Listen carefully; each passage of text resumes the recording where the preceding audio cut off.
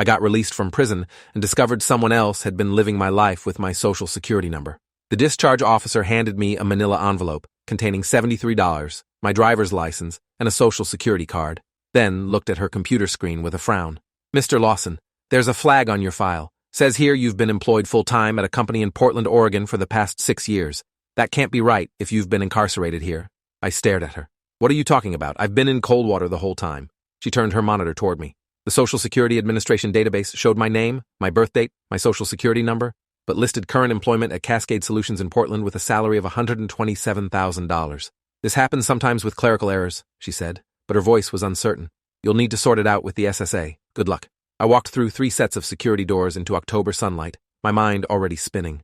Someone had been using my identity for 6 years while I was locked up, unable to stop them.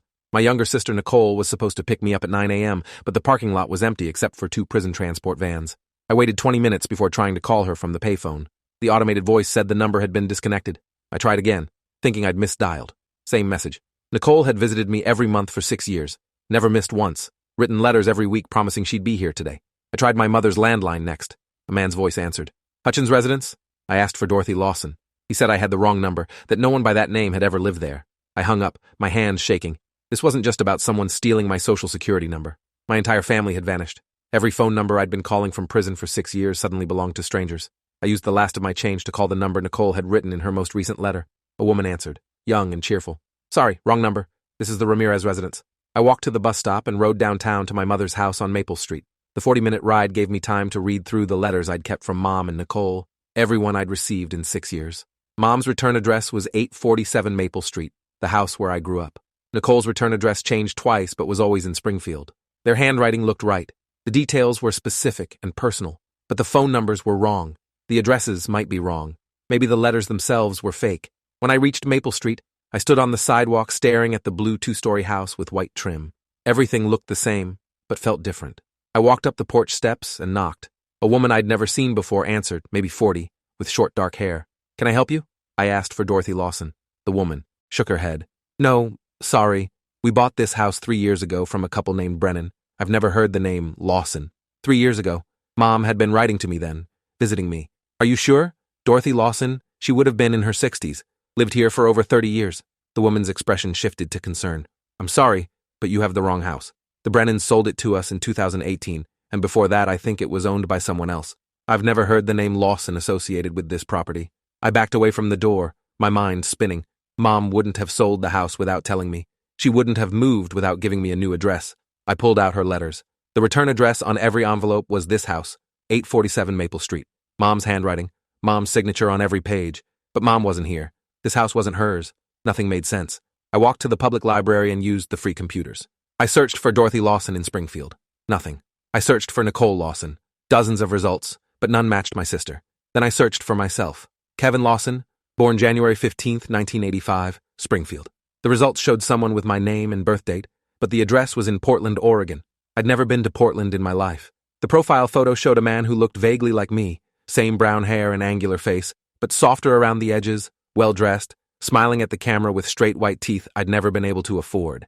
I clicked through to a LinkedIn profile. Kevin Lawson, Marketing Director at Cascade Solutions, Portland.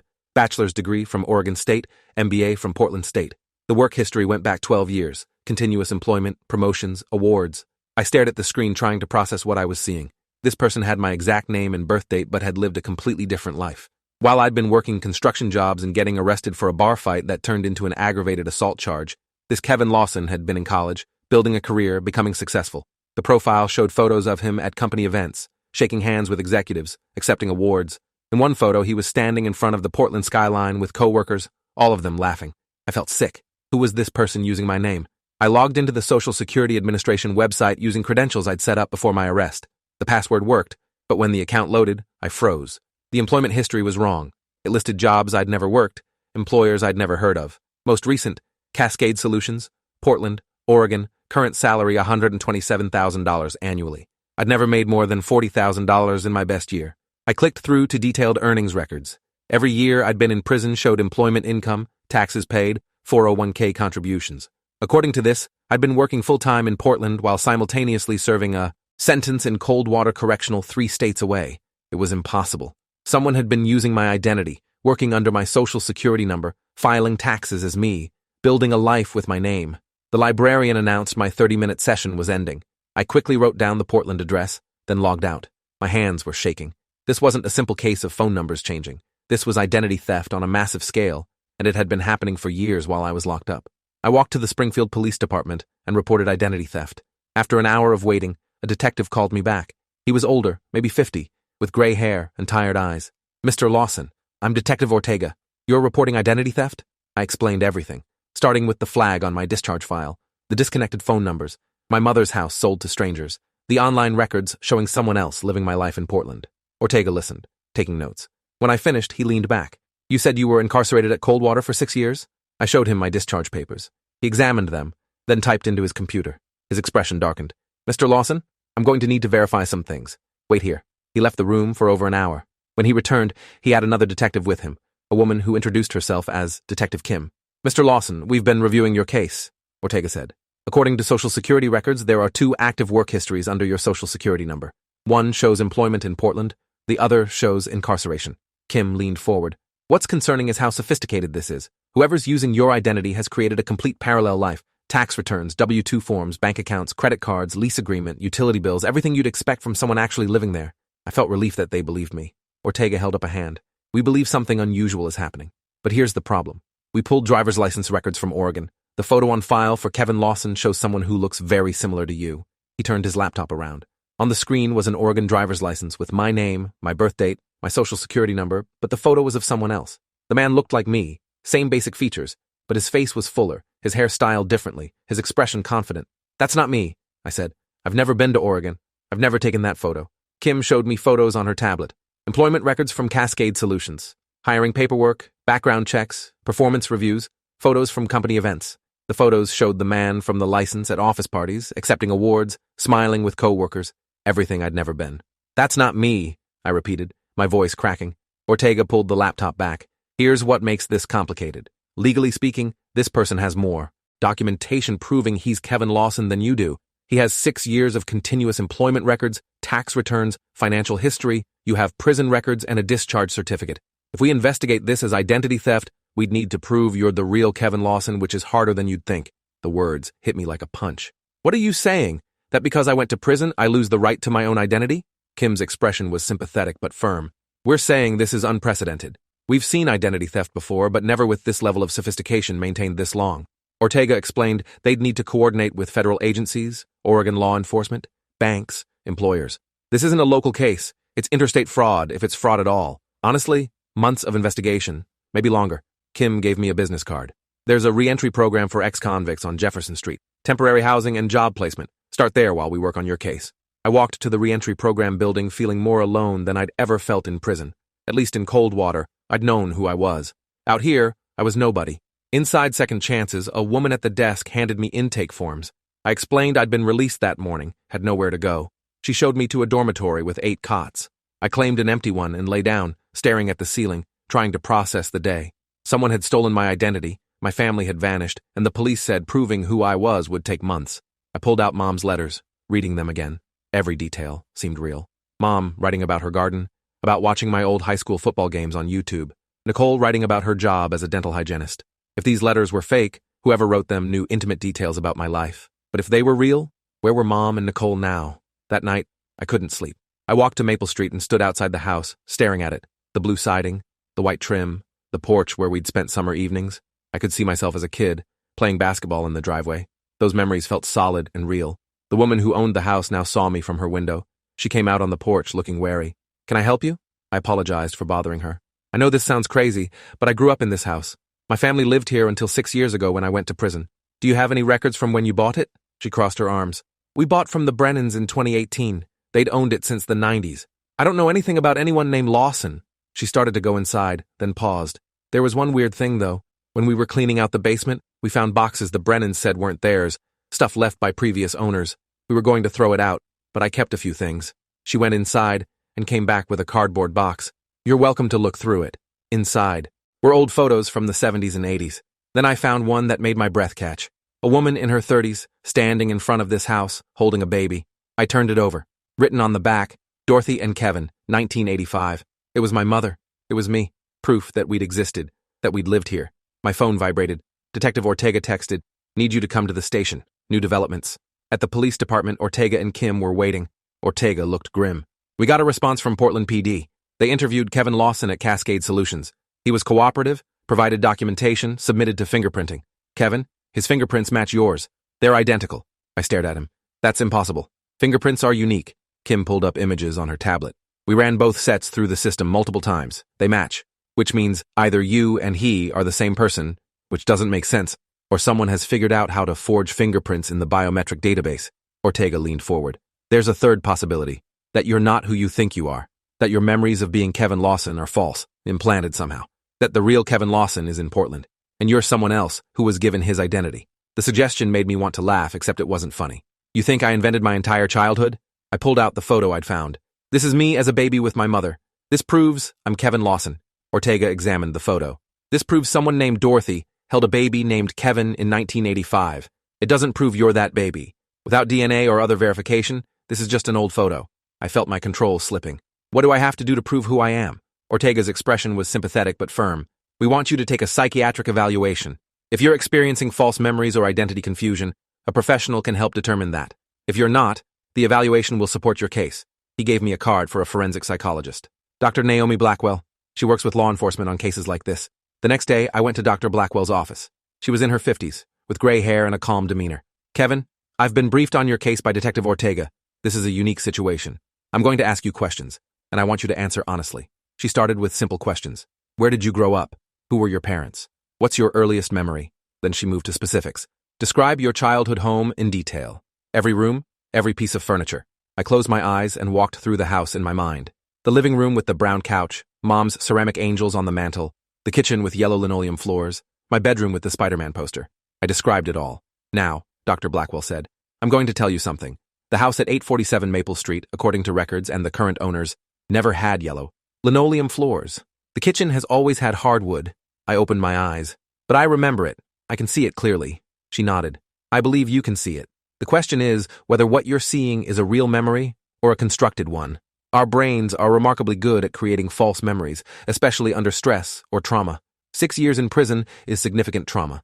It's possible your mind constructed a comforting false past to help you cope." I wanted to argue, but doubt was creeping in. Dr. Blackwell set down her notepad. "Based on my preliminary assessment, you're exhibiting signs of complex trauma and possible dissociative identity confusion. I'm recommending additional testing, including hypnosis." I left her office feeling more lost than ever. If my own memories couldn't be trusted, what did I have left? Back at Second Chances, the coordinator Latoya pulled me aside. "Kevin, I did some digging. I found something interesting. There's a Kevin Lawson who died in 2010 in a car accident in Nevada. Different middle name, but same birth date as yours." She showed me an obituary. The photo was of a young man who looked nothing like me or the man in Portland. His social security number was never deactivated. When someone dies, their SSN is supposed to be flagged so it can't be reused, but his wasn't. What if the person in Portland isn't using your social security number? What if you're both using a dead person's number? The idea was dizzying. Latoya pulled up more records. "I also found something else. There was a child welfare case in Springfield in 1987. A 2-year-old boy taken from his parents, placed in foster care. His name was Christopher Brennan. He disappeared from the system in 1989. No adoption papers, no death certificate. He just vanished." She showed me a photo from the case file. The toddler had light brown hair and large eyes. He could have been any 2-year-old. He could have been me. "You think I'm Christopher Brennan?" Latoya shrugged. "I think it's possible you were a foster kid who got lost in the system and was given a false identity. It happened more often than people realize, especially in the 80s. My head was spinning. If I wasn't Kevin Lawson, who was I? I went to a nursing home to find Margaret Kowalski, who'd owned 847 Maple Street before the Brennans. She was tiny and frail, sitting in a wheelchair by the window. "Mrs. Kowalski, do you remember the house you used to own on Maple Street?" Her expression cleared. "Yes. Harold and I lived there for many years, until he got sick, and we had to sell." I asked about the people who lived there before them. "A family named Lawson?" Margaret frowned. "Lawson? No, I don't think so. Harold bought that house from a bank foreclosure in 1994. It had been empty for a year before that." My chest tightened. "Are you sure?" She nodded firmly. "That was our home, just the two of us." I showed her the photo of Dorothy and the baby. "Do you recognize this woman?" Margaret studied it. Then her expression changed. "Oh, that's Lizzie. Lizzie Walsh. She used to babysit for neighbors back in the 80s. She pointed to the baby. "I don't know whose baby that is, though. Lizzie Walsh, not Dorothy Lawson. The woman I thought was my mother was actually someone named Lizzie Walsh." I searched for Elizabeth Walsh, Springfield. I found an obituary from 2016. Elizabeth Walsh, 58, died peacefully at Springfield Memorial Hospital. She worked as a home health aide.